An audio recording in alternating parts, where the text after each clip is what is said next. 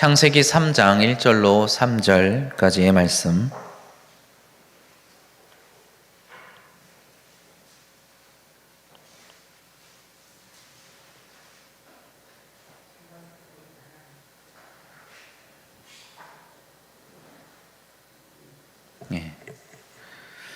우리 하나님의 말씀을 한 목소리로 봉독하겠습니다. 그런데 뱀은 여호와 하나님이 지으신 들짐승 중에 가장 간교하니라. 뱀이 여자에게 이르되 하나님이 참으로 너희에게 동산 모든 나무의 열매를 먹지 말라 하시더냐. 여자가 뱀에게 말하되 동산 나무의 열매를 우리가 먹을 수 있으나 동산 중앙에 있는 나무의 열매는 하나님의 말씀에 너희는 먹지도 말고 만지지도 말라. 너희가 죽을까 하노라 하셨느니라. 아멘. 2장에서부터 계속되는 선과 악을 알게 하는 나무의 열매를 따먹지 말라는 하나님의 말씀과, 그리고 하와가 창조되는 이야기, 그리고 이어서 오늘 본문에 이르는 뱀의 등장은 일련의 연속성을 가지고 있습니다. 이것들은 모두 생명나무를 침범하는 것과 동시에 창조주이신 하나님으로부터 창조되었으면서도 처음으로 하나님께 반기를 들었던 존재들이지요. 아담에게 은총으로 들려지고 지켜졌었던 하나님의 말씀은 이제 율법이 되어서 하나님과 인간에게 분노를 야기하는 것이 되었습니다. 남자의 반려자로 또 생육하는 힘이 되도록 지어진 여자는 미혹하는 자로 전락해버리고 말았습니다.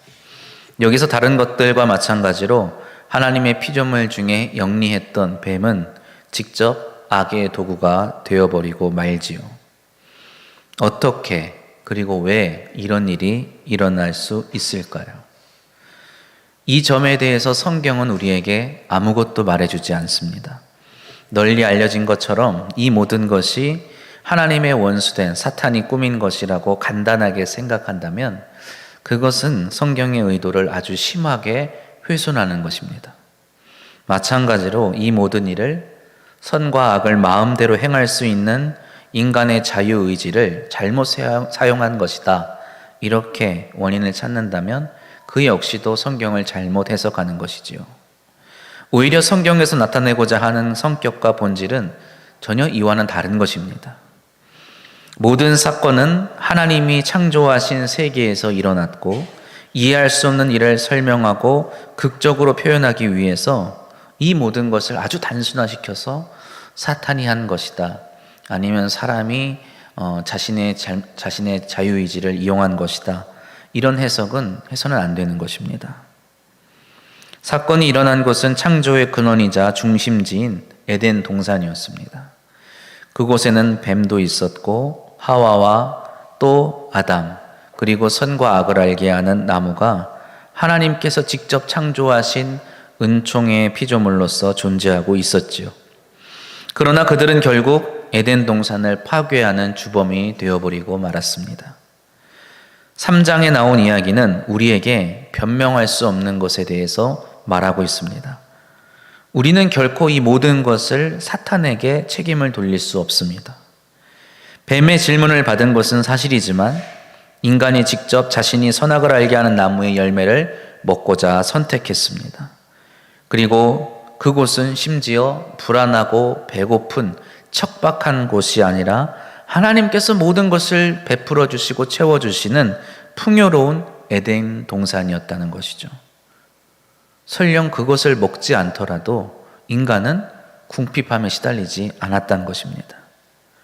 죄는 오직 나로 말미암은 것이고, 그 죄는 내가 창조세계의 원초적 상태에서, 가장 선한 상태에서 악을 행한 것이지요. 오늘 본문 말씀 창세기 3장은 이렇게 시작합니다. 그런데 뱀은 여호와 하나님이 지으신 들짐승 중에 가장 간교하니라. 여기서 뱀이 곧 사탄이, 이렇게 단순하게 말할 수는 없습니다. 뱀은 하나님의 피조물입니다. 그리고 그 중에서 가장 영리했습니다. 역사 전체를 통해 어디에서도 사탄이 육체를 가지고 나타난 적은 한 번도 없습니다. 그런데 인간을 통해, 뱀을 통해, 나무를 통해 악의 모양이 나타난 것입니다. 악의 기원이라고 할 수는 없지만 악이 처음 우리의 삶 가운데 드러나게 된 것이죠. 뱀이 물었습니다. 하나님이 정말 너희가 이 동산에 있는 모든 나무의 열매를 따먹지 말라고 하셨느냐? 뱀은 하나님의 말씀에 대해서 어떠한 논쟁도 하지 않습니다. 하나님의 말씀을 부정하지도 않지요. 그러나 뱀은 인간으로 하여금 이제까지 알려진 바 없는 시면으로 눈을 돌리게 합니다. 그것은 무엇입니까? 바로 가능성이라는 것입니다. 인간이 이 말씀을 하나님의 말씀으로 받아들이거나 혹은 그 말씀에 대해 논쟁할 수 있는 가능성입니다. 뱀은 하나님은 그렇게 의도하시지 않으셨는데 사람이 잘못 알아들었을 수도 있지 않았냐는 가능성에 대해 말하고 있는 것이죠. 선하신 창조주 하나님께서 당신의 피조물에게 금지를 통한 부담을 지우시지 않으시리라는 것입니다. 이 모든 천지 만물의 에덴 동산에 있는 모든 것을 기꺼이 누리라고 너에게 주셨는데 굳이 저거 하나를 먹지 말라고 하시겠느냐? 이렇게 묻는 것이죠. 모든 것을 다 주시고 또 인간에게 다스리라고 하신 하나님께서 당신의 가장 사랑하는 피조물인 이 사람에게 금지하시는 것이 있다는 것은 이해하기 힘들다는 것이 뱀의 주장입니다. 바로 이 질문을 통해서 인간은 하나님의 말씀을 있는 그대로 받아들이는 것이 아니라 이제는 자기의 입장 그리고 하나님의 본질에 대한 자기의 이해를 근거로 말씀을 이해하고 이것이 옳은지 혹은 옳지 않은지를 판단하게 된 것이지요. 다시 말해서 하나님의 말씀이 자기의 이해에 맞지 않는다면 그 말씀을 그대로 받아들이지 않게 된 것입니다. 뱀은 비록 영리했지만 뱀의 이 질문은 결코 하나님께서 의도하신 질문은 아니었습니다. 이 질문은 얼핏 보면 하나님의 참된 의도를 파악한다는 명분을 가지고 있었지만 실상은 주어진 하나님의 말씀을 훼손하는 결과를 가져왔습니다. 이 순간만큼은 뱀이 사람보다 영리하다고 할 수가 있습니다. 지금까지 아담은 그리고 하와는 하나님께서 말씀하신 대로 살아왔습니다. 그러나 뱀은 그 말씀하심에 대해서 왜 그러한 말씀을 하셨는지를 알고 싶어 했던 것입니다. 인간은 그저 하시는 말씀을 어떻게 지켜야 하는지에 대해서만 관심이 있었어요. 피조물들을 돌보라. 어떻게 돌봐야지? 이 땅을 경작하고 다스리라. 어떻게 다스려야 할까에 관심이 있었지만 뱀은 왜 다스려야 하는가? 왜 경작해야 하는가? 그 말씀을 왜 주셨는가에 대해 관심이 있었습니다. 사람은 하나님의 말씀으로 창조된 동산에서 그저 주신 말씀을 따라 말씀을 지키며 살아갔지만 뱀은 말씀으로 창조하신 하나님에 대해서 더 깊이 알고자 했습니다. 뱀의 이러한 영리함은 곧 교만과 자만이 되었고 이것이 결국 악을 불러일으키게 되었습니다. 악은 경건한 모습을 가지고 나타납니다. 그의 질문 속에서 뱀은 자신이 하나님의 말씀 이면에 숨겨진 정말 진짜 뜻을 알고 있다고, 더 나아가 자신만이 하나님의 말씀이 진정 어떠한 의미를 갖게 되는지 그 의미를 부여하는 존재라고 주장하는 것이지요. 그렇게 악은 처음부터 우리를 속이고 경건한 모습으로 등장합니다. 마태복음 7장 15절 말씀에 거짓 선지자들을 삼가라. 양의 옷을 입고 너희에게 나오나 속에는 노략질하는 이리가 있다고 말씀합니다. 고린도후서 11장 14절 말씀에도 사탄도 자기를 누구로? 광명의 천사로 가장한다고 하지요. 뱀의 질문은 이렇습니다. 정말 하나님이 말씀하셨느냐? 말씀하지 않으셨다는 것이 아닙니다. 하나님이 그런 거 말씀하지 않으셨다는 것이 아닙니다. 하나님의 말씀을 듣기 싫다는 것도 아닙니다. 정말 하나님이 그렇게 말씀하셨느냐라고 묻는 것이죠. 정말 하나님이 말씀하셨느냐? 그가 사랑이라고, 그가 우리의 죄를 용서해 주신다고, 우리가 다만 그를 믿어야만 한다고, 우리가 그 어떤 공적도 쌓을 필요가 없고 그리스도께서 우리를 위하여 죽으시고 부활하셨다고, 우리가 그의 나라에서 영생을 얻으리라고, 우리는 더는 홀로 있는 것이 아니라 하나님의 은혜 아래 하나님의 자녀로 살아가게 되었다고, 또 언젠가 모든 고통과 신음이 끝을 맞이하리라고 말씀하셨느냐? 이렇게 질문하는 것이죠. 정말 하나님이 말씀하셨느냐? 너는 도둑질하지 말라, 간음하지 말라, 거짓 증거하지 말라. 정말 이것을 나에게 말씀하신 것이냐? 묻는 것입니다. 나는 그런 것과 전혀 상관없어 보이는데, 나는 그런 것을 전혀 저지르지 않는데 이것을 나에게 정말 말씀하셨느냐? 뱀이 질문하는 것입니다. 하나님이 그의 계명을 지키지 않는 자에게는 분을 발하시는 하나님이시지만 나에게는 항상 선하고 사랑이 넘치는 아버지 아니십니까? 라고 우리는 질문할 수 있습니다. 이러한 질문들은 그렇게 위험해 보이지 않지요. 하지만 그 질문을 통해서 악은 그 질문 속에서 힘을 점점 얻게 되고 우리가 하나님께 불순종하는 자가 되어버리는 계기와 명분을 만들게 됩니다. 만약 이러한 질문이 드러내놓고 하나님에 대해서 의심하고 또 하나님을 부정하는 모습이었다면 우리는 그것을 잘 구분하고 경계할 수 있겠지요. 그러나 이러한 질문은 항상 그리스도인들에게 항상 교묘하게 다가오고 질문되어져 왔습니다.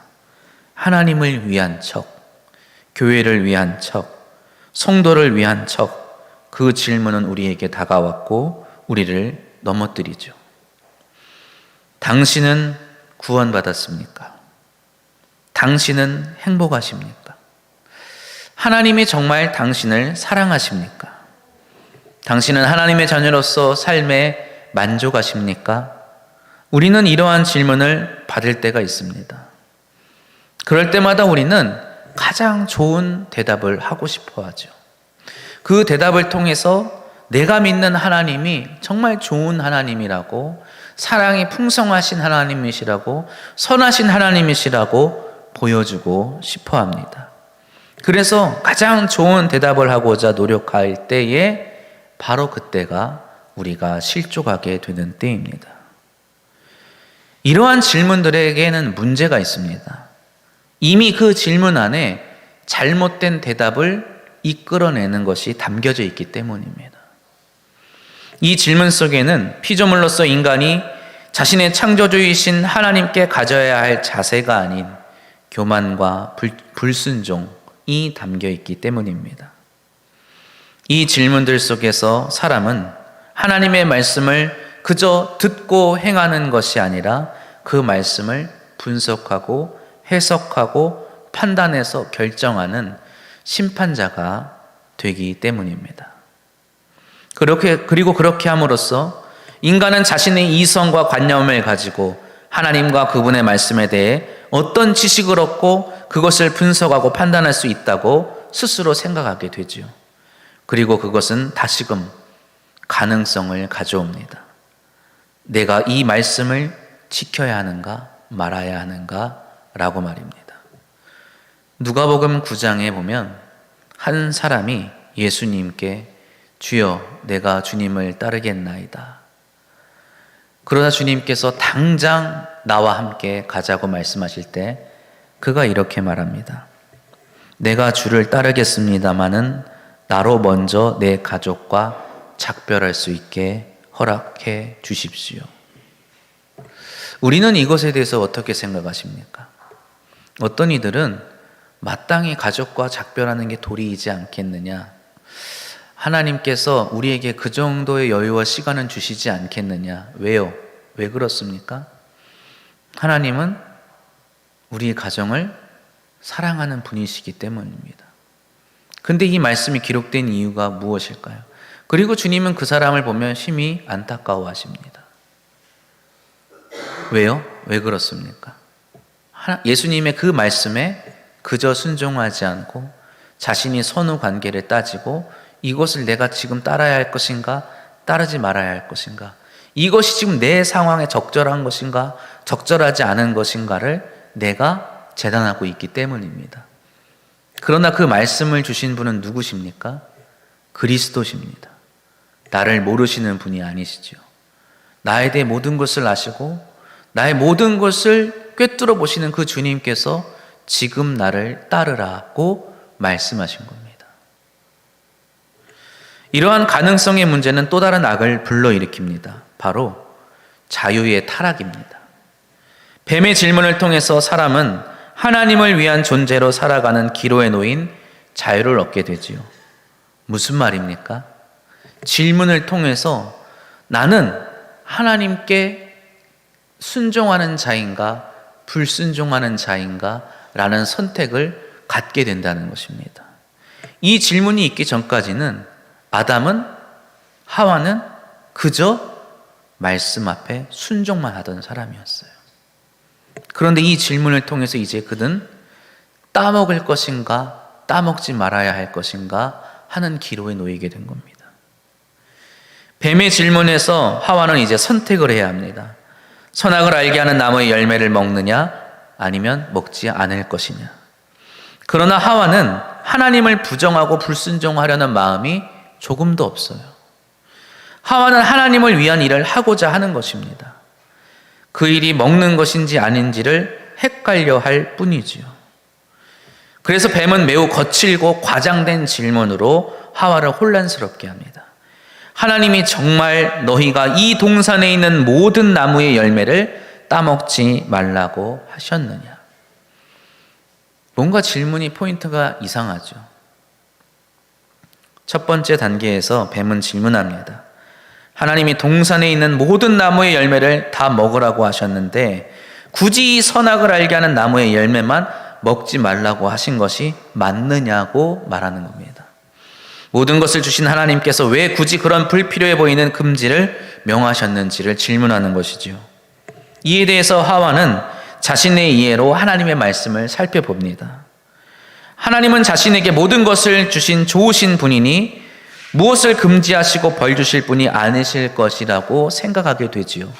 이것을 드러내는 표현이 하와가 그것을 본즉 어떻게 했다고 그러죠? 보암직도, 먹음직도 하더라.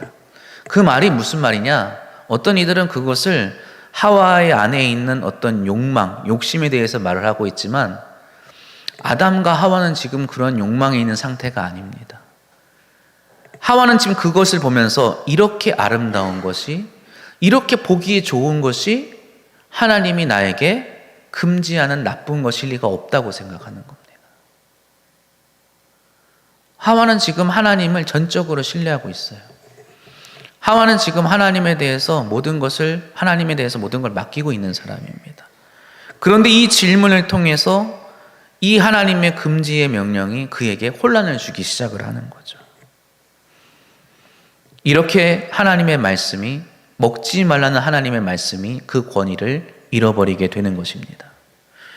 두 번째 단계에서 하와는 선택의 기로에서 하나님을 위한 존재로 자유롭게 선택하게 됩니다. 하와가 이해한 하나님은 어떠한 분이시죠? 천지 만물을 다 창조하시고 그것을 아담과 자신에게 주셔서 다 다스리고 지키라고 명령하신 분이시죠. 모든 것을 누리라고 허락하신 선하신 좋으신 하나님이십니다.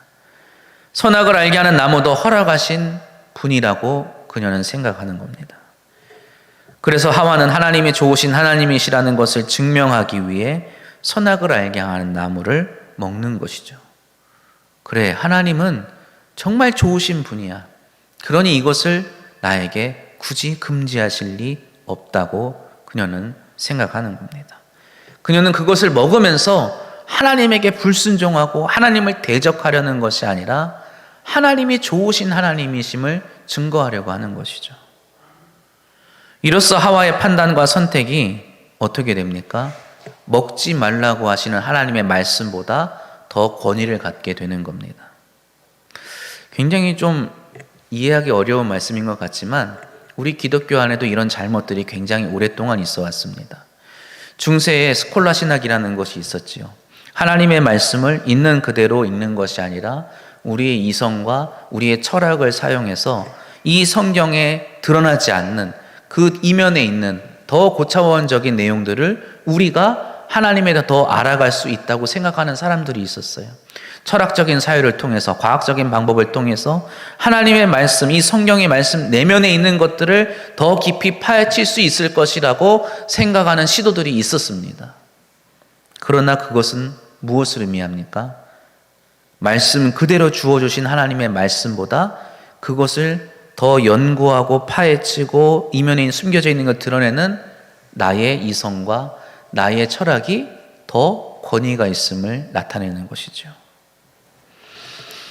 오늘날도 이와 비슷한 질문들이 있습니다. 하나님이 정말로 남자와 여자만 사랑하고 동성애자는 사랑하지 말라고 하셨습니까? 어떻게 생각하십니까? 첫 번째 단계입니다. 동성애자도 그 내면에는 남자가 있고 여자가 있습니다. 생리적으로 남성과 여성, 여성과 여성으로 보일 뿐이지 그 둘은 남자와 여자입니다. 짝이 있죠. 그렇게 보면 남자가 여자와 사랑하는 것과 마찬가지 아닙니까?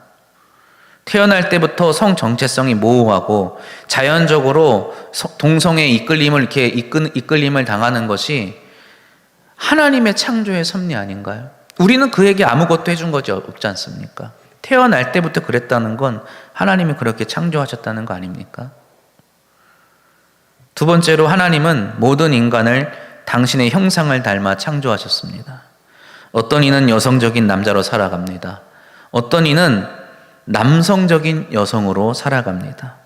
그것도 하나님의 섭리 아닐까요? 그리고 하나님은 예수 그리스도 안에서 모든 일을 품으시고 사랑하는 분이십니다. 동성애자도 예수를 구주로 고백하면 하나님이 그를 맞아주시고 그를 사랑해 주시고 그를 용납해 주시지 않을까요? 하나님은 선하신 하나님이신데 어떻습니까? 이 질문에 어떻게 대답하실 수 있겠습니까? 우리는 지금 이 순간 이러한 질문을 받고 대답해야만 하는 시대에 살아가고 있어요. 이러한 질문을 통해서 악은 점점 힘을 얻게 되는 것입니다. 하나님에게서 영광을 뺏어간 인간을 하나님의 말씀으로부터 멀어지게 하는 것이죠.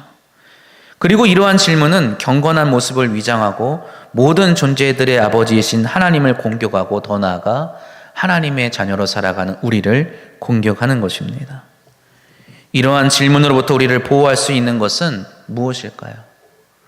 성경에는 주님께서 사탄과 사탄의 시험을 받는 장면이 나옵니다. 주님께서 사탄의 시험을 받으실 때 하나님의 계명을 그대로 말씀하실 뿐입니다. 그리고 주 너의 하나님을 시험하지 말라 말씀하시며 사탄아 물러가라 기록되었으되 주 너의 하나님께 경배하고 다만 그를 섬기라 이렇게 말씀하실 따름이었어요.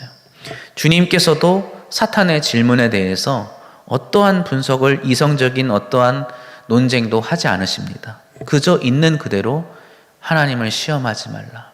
하나님만 섬겨라. 하나님께서 하신 명령대로 그저 따를 뿐이다. 이렇게만 말씀하시는 것이죠. 하와는 이것에 무지했습니다. 그녀는 악한 것을 알지 못했어요. 악한 것을 깨닫지 못했습니다. 그렇기 때문에 주어진 계명을 그대로 따르지 못하고 이 교활한 이 대화에 말려들어서 범죄하게 된 것이지요. 이러한 사건을 통해서 우리 인간은 돌이킬 수 없는 죄에 빠지게 되었다고 성경은 기록합니다. 그런데 3장 마지막 절에 가보면 여전히 우리에게는 이 질서와 또 이 질문이 남아있다고 알려주고 있지요. 3장 22절로 24절에 있는 말씀 우리 함께 봉독해 보겠습니다. 22절입니다. 여호와 하나님이 이르시되 보라 이 사람이 선악을 아는 일에 우리 중 하나같이 되었으니 그가 그의 손을 들어 생명나무 열매도 따먹고 영생할까 하노라 하시고 여호와 하나님이 에덴 동산에서 그를 내보내어 그의 근원이 된 땅을 갈게 하시니라. 이같이 하나님이 그 사람을 쫓아내시고 에덴 동산 동쪽에 그룹들과 두루 도는 불칼을 두어 생명나무의 길을 지키게 하시니라. 아멘. 하나님께서는 우리에게 생업이 되는 땅을 주셨습니다. 그래서 우리는 그 생업을 일구며 하나님께 주시는 복을 누리며 살아가는 존재들이 되었습니다. 그러나 하나님께서는 동시에 생명나무로 가는 길은 막아 놓으셨다고 말씀하고 계시죠. 이것은 아주 먼 옛날의 이야기, 어떤 신화가 아닙니다. 그날 그 시간 이후로 지금까지도 생명나무는 그 자리에 심겨져 있는 거예요. 그리고 그 가는 길은 하나님께서 막아두셨다고 성경은 기록합니다. 무엇을 의미합니까? 우리에게 여전히 하나님의 말씀이 임할 때에 어떠한 것은 하라 하시고 어떠한 것은 하지 말라고 하시는 말씀이 주어진다는 것을 의미하는 것이죠. 이 허용과 금지의 첫 계명이 여전히 하와에게 주어졌던 것처럼 저와 여러분에게도 주어지고 있음을 기억하시기를 바랍니다. 우리의 삶 속에서도 하나님께서 우리에게 기꺼이 주시고 채워주시고 더 풍성하게 부어주시는 것도 있지만 때로는 하나님이시기 때문에 하나님의 자녀이기 때문에 금지하시고 하지 말라고 명하시는 것이 있다는 것이지요. 이 말씀이 주어질 때 우리가 해야 할 것은 무엇일까요? 그것을 우리의 생각과 이해와 또 우리의 삶의 자리에서 우리의 현실이라는 이름으로 판단하고 재단해서 따를 것인가 말 것인가 라고 선택하는 가능성에 설 것인가, 아니면 주신 말씀을 그대로 내가 하나님께 그 말씀을 따르며 살아갈 것인가.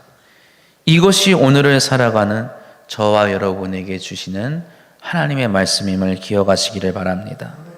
우리는 하나님을 위해 살아가는 존재가 아닙니다. 우리는 하나님으로 인해서 살아가는 존재임을 깨달으시기를 바랍니다. 예수 그리스도 안에서 얻게 된 이 새 생명 가운데서 여전히 우리에게 주시는 하나님의 이 질서를 지킴으로 악에서 떠나는 경건한 그리스도인의 삶을 살아가시기를 주님의 이름으로 축원합니다. 기도합니다. 하나님 아버지, 이제 고난주간을 시작하려 합니다. 우리의 삶 속에서 주신 하나님의 말씀과 계명을 판단하고 재단하여 선택하고 버리는 그러한 잘못을 범하지 않게 하옵소서. 주시는 말씀에, 나에게 말씀하시는 하나님의 음성에 귀 기울이며 그저 순종하며 나아가는 삶을 살아가게 하여 주시옵소서. 우리의 교만과 또 우리의 높아진 마음을 내려놓는 고난 주간이 되기를 소망합니다. 부활하신 주님을 만나는 그날까지 우리의 모든 것을 비우고 주의 은혜로 채우게 하여 주옵소서. 우리 주 예수 그리스도의 이름으로 기도드립니다.